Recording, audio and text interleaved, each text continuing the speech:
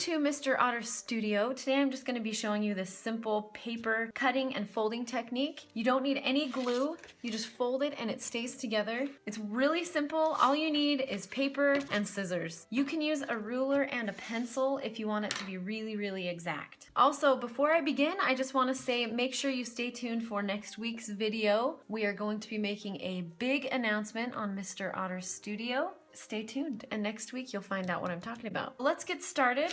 Grab your paper. You could do this in a sketchbook. You could do this anywhere. You don't need to have a sheet of paper. You just want to fold the page. This is going to be the technique where I do not measure it. You're going to take your scissors and you're going to start making cuts in the side. Grab your scissors. Just make sure you keep them diagonal, and I usually just start at the top and then just measure the rest with it. And what you want to do is cut this one out. So I just fold it up, cut it out. So just cut that first V out, skip this next one, and then fold this one up, crease it, and then you're just going to tuck it under that triangle. Skip one, go to the next one, fold it up, and tuck it under that triangle. Skip this one, go to the next one, fold it up, and tuck it under that triangle. So now we're left with this at the bottom, so I would do one more cut.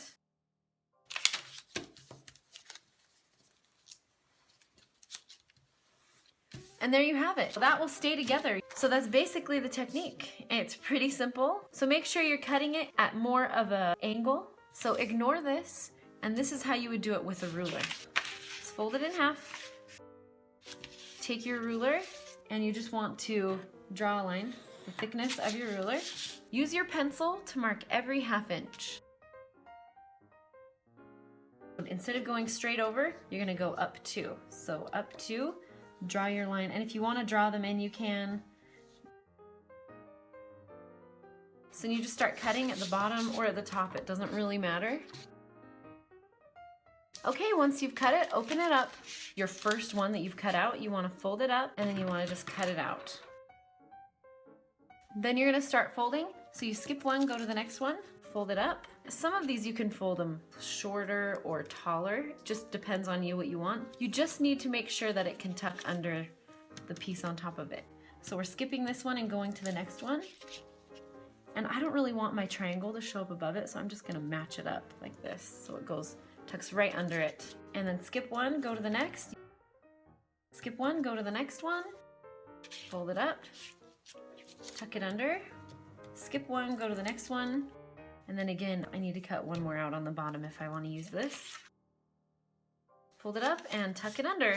And that's it. I hope you enjoyed this tutorial. This is an awesome technique. And remember, you don't need any glue to hold this together. Let's just make this look cool instead of like a mistake like it was.